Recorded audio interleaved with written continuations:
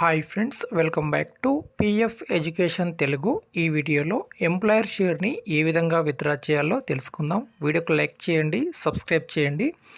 Employer షేర్ని మనము one time మాత్రమే విత్డ్రా చేసుకునే దానికి అవకాశం అయితే ఉంటుంది. అది కన్స్ట్రక్షన్ ఆఫ్ హౌస్ పారా ద్వారా మనం ఎంప్లాయర్ షేర్ని విత్డ్రా చేసుకోవచ్చు. సో ఇప్పుడు నేను పిఎఫ్ అకౌంట్లో లాగిన్ అయి ఉన్నాను. లాగిన్ అయిన తర్వాత ఇక్కడ మనకు ఆన్లైన్ సర్వీస్, అకౌంట్ మేనేజ్ ఇవన్నీ ఆప్షన్స్ ఇక్కడ కనిపిస్తూ ఉన్నాయి కదా. సో దీంట్లో మనము ఆన్లైన్ సర్వీస్ పైన క్లిక్ చేయాలి.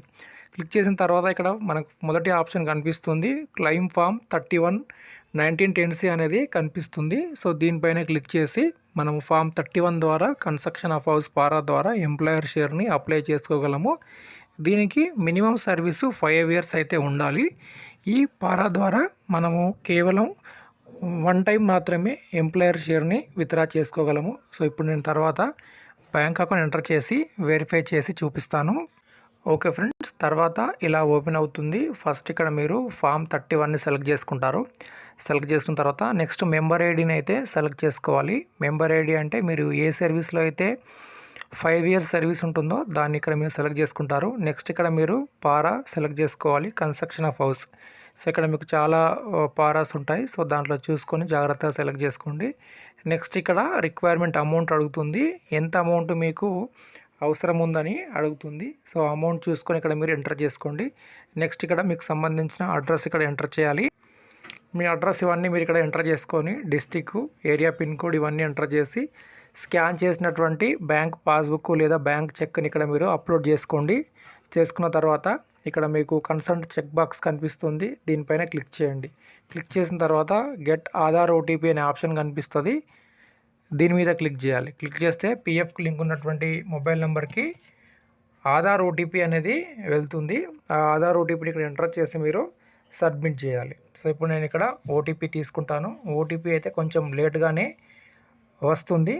సో ఇది నార్మలే, పిఎఫ్ వెబ్సైట్ ఇలానే పనిచేస్తుంది స్లోగా. ఇప్పుడు ఓటీపీ ఎంటర్ చేసిన తర్వాత validate OTP and submit claim form మీద క్లిక్ చేయాలి. సో ఇక్కడ క్లిక్ చేసినట్లయితే క్లెయిమ్ ఇప్పుడు ఆన్లైన్లో సబ్మిట్ అవుతుంది. ఈ విధంగా మనకు చూడండి, online claim requesting is submitting portal అని కనిపిస్తుంది. ఒక 1 minute మనకు టైం తీసుకున్న తర్వాత పిఎఫ్ క్లెయిమ్ ఆన్లైన్లో సబ్మిట్ అవుతుంది.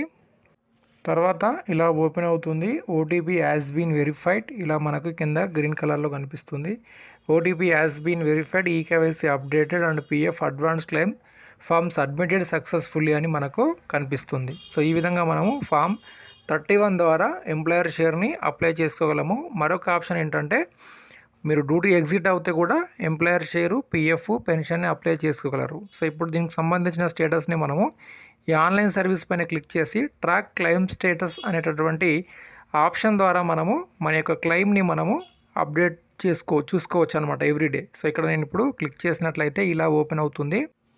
తర్వాత ఇలా క్లెయిమ్ స్టేటస్ ఓపెన్ అవుతుంది. మీరు ఎప్పుడు అప్లై చేసినా దానికి సంబంధించిన డేటు, టైము, అలానే ఆన్లైన్ క్లెయిమ్ సబ్మిటెడ్ పోర్టల్ అని కనిపిస్తుంది. తర్వాత క్లెయిమ్ అండర్ ప్రాసెస్ ఇక్కడ కనిపిస్తుంది. నెక్స్ట్ మీరు అప్లై చేసిన ప్రాసెస్ అంతా కరెక్ట్గా ఉంటే క్లెయిమ్ సెటిల్ అవుతుంది, లేదంటే రిజెక్ట్ అవుతుంది. సో ఈ విధంగా ఎంప్లాయర్ షేర్ని మనము అప్లై చేసుకోవచ్చు. ఈపీఎఫ్ అకౌంట్ నుండి కనీస సర్వీస్ 5 years అయితే ఉండాలి. వీడియోకి లైక్ చేయండి, సబ్స్క్రైబ్ చేయండి. Thank you.